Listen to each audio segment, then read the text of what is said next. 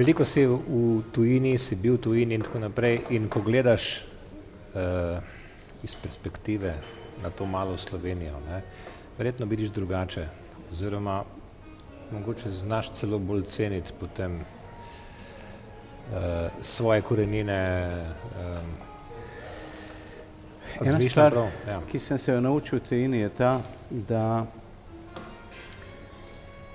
ljudje znajo veliko bolj ceniti same sebe in svoje talente. Namreč mi smo se v šolah učili, vse to sem že večkrat povedal, ampak se mi zdi, da nikoli ni prevečkrat, da so naša narodna bogatstva, rudniki, gozdovi, polja, rodovitna zemlja, vse to. Mislim pa, da največje narodno bogatstvo je človek.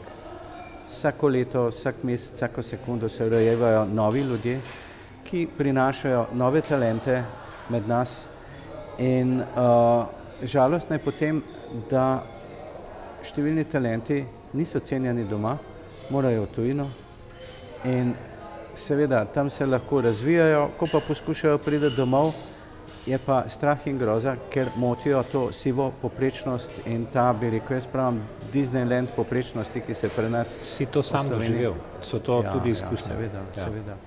In zato pravim, se mi zdi škoda, da se tega premalo zavedamo. Zdi se nam, da nam to vsakodnevno življenje in pa iskanje individualnih koristi na eni strani, da nas zavira pravzaprav pri vsem. Namreč veliko v slovenski glasbi, ker je problem, je pravzaprav, kot jaz gledam, problem ega. Namreč Slovenci smo nagnjeni k temu, da velikokrat delamo glasbo za glasbenike. Veliko bolj kot za publiko. Številni glasbeniki, ne? In to pomeni, rad bi čim boljši igral, čim višji, čim hitreje, vse te stvari, sploh pri pevcih. Tehnično dovršeno, sploh pri pevcih in pevkah, recimo gledam pri pevkah.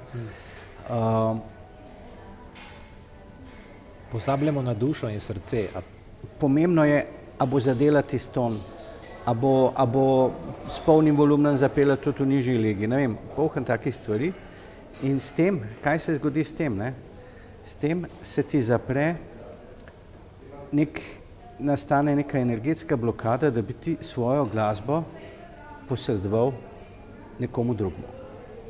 In v nemški industriji so rekli temu vedno emotivni transport. To sem se tudi tam naučil, ne?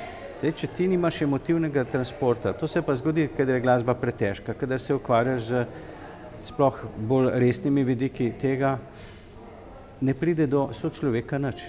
In glasba je pa za mene največja magija, ki se začne dogajati šele od tam naprej, ne? In zdaj, da se povrnem na izhodiščno vprašanje, ne? Te stvari se pravzaprav dogajajo povsod, ne samo v glasbi. Ali stroka premaga, nekaj, kar smo se v šoli naučili, premaga našo osebnost in začnemo namesto, da bi svoj resnični jaz skomunicirali z nekom drugim, ali pa recimo plemeniten šolo, vse to je v redu, se začnejo neki vzorci podajati med nami nekih drugih ljudi, kar mi nismo, ne? In tega v Sloveniji zelo veliko in se mi zdi, da tudi, zdaj ne bi rad trenutnim medijem kakšne posebne krivice delal, ampak se mi zdi, da je kar en tak razvoj tudi skozi različne študijske smeri, ki se mi zdi nekako nas oddaljuje od same sebe. No, jaz moram reči, ne bi spoznaval različnih zdomcev slovenskih v zamejstvu, ne bi nikoli pravzaprav vedel, kaj je to sploh slovensko domoljubje, slovenska zavest. S tem, da se spomnim prej, ko smo bili v Jugoslaviji, bilo to drugače. Smo bili veliko bolj zavedni Jugoslovani, kot smo pa danes zavedni Slovenci. In zdaj to vpliva pa na vse. To vpliva na vse. Pri glasbi recimo mislimo, da moramo biti ne vem koliko dobri, preden smemo nastopati. To sploh ni res. V glasbi je normalno, da recimo če pogledamo ena poštarca, pa ena prodajalka oblek, ki sta bile sestavni del ABE, nista imela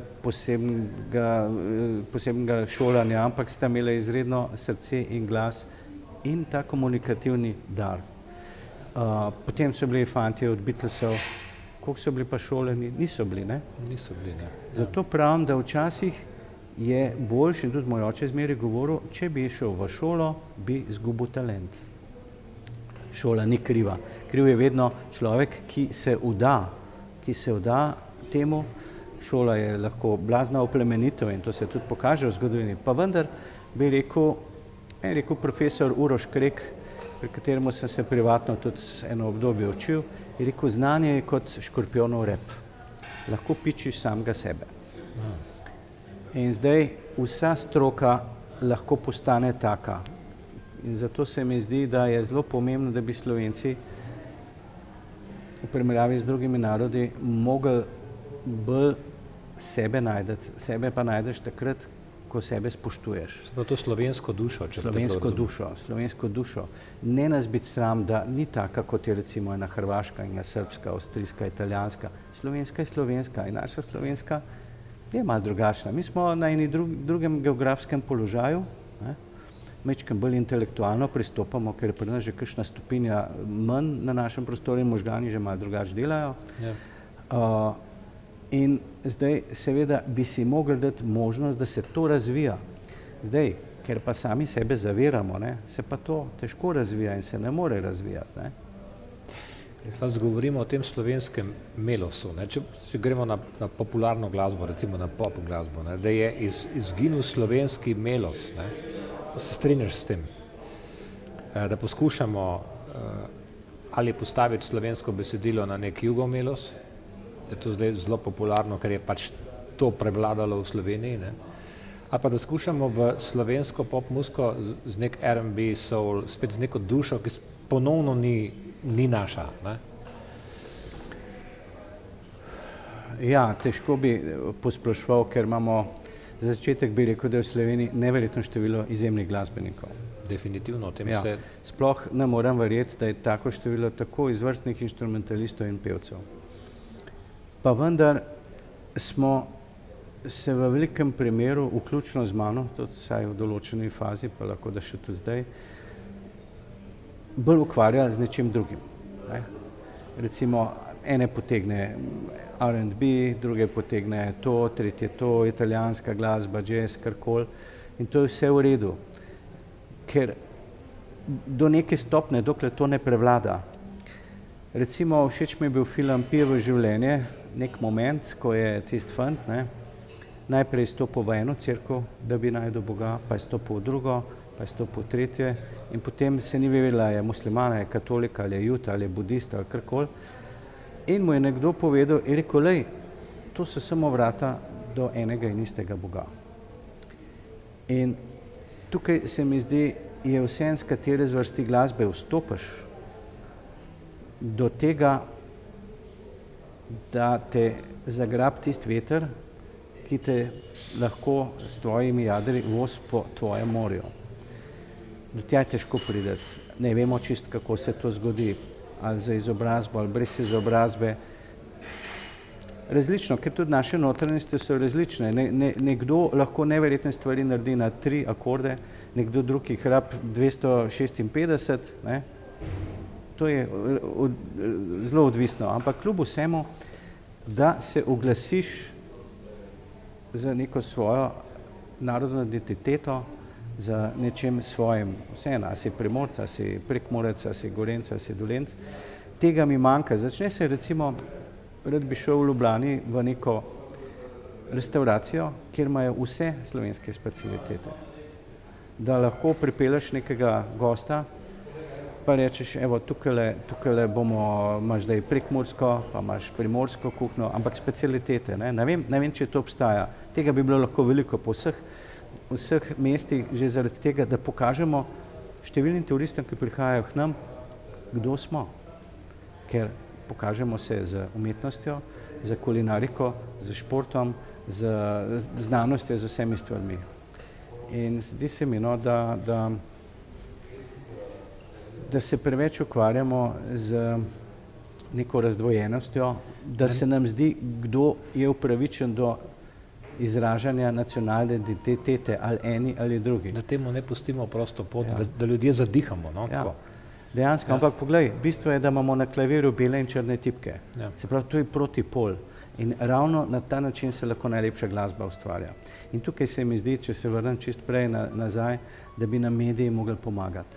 Mediji mogli pomagati, da to svojo različnost uglasimo.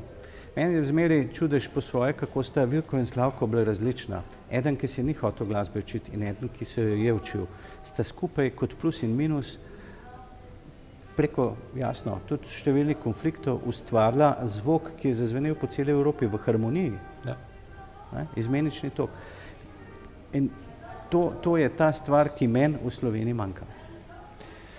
Slavko, naj bodo to zaključne besede. Naj si to ljudje usidrajo, zapičijo v srce. Hvala, ker si prišel na kavo. Hvala za povabilo in moram reči, da nisem vedel, da tako lepo igraš klavir. To je moj osnovni inštrument, nikoli ga nisem postavil na oder, tokrat pa ga bom. A res? Ja, super. Želim veliko uspeha in čim več lepih melodij in navdiha. Hvala ti in vse dobro in srečno. Tudi tebi želim.